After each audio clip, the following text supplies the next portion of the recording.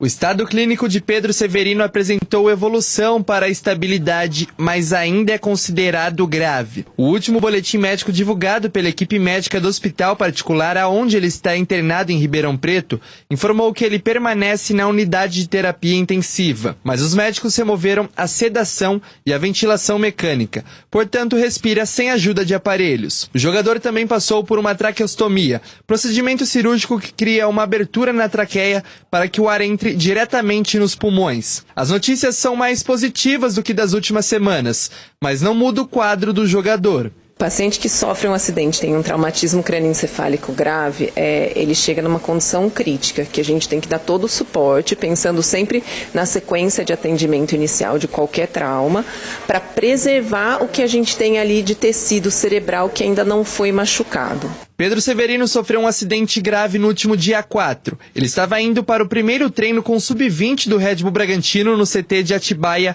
quando o carro, com um motorista particular, bateu na traseira de um caminhão. O jogador de 19 anos foi socorrido e levado para o Hospital Municipal de Americana. Ele chegou em estado grave e inconsciente. O trauma craniano dele é conhecido como difuso, quando uma grande área do cérebro é afetada. Como se fosse um estiramento das células do cérebro.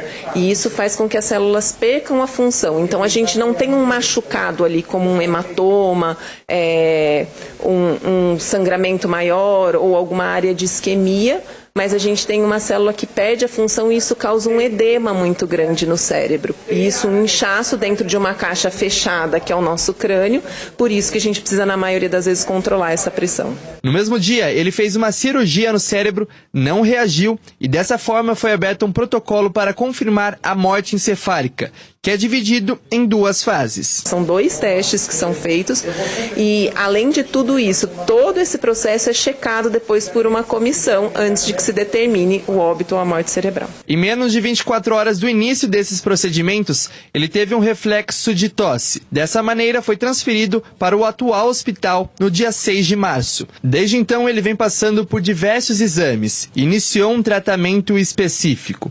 Ele está sendo observado por neurocirurgiões e intensivistas. O Hospital Unimed Ribeirão Preto também informou através de nota que, a pedido da família do paciente Pedro Henrique Severino, não vai mais divulgar atualizações sobre o estado de saúde do jogador.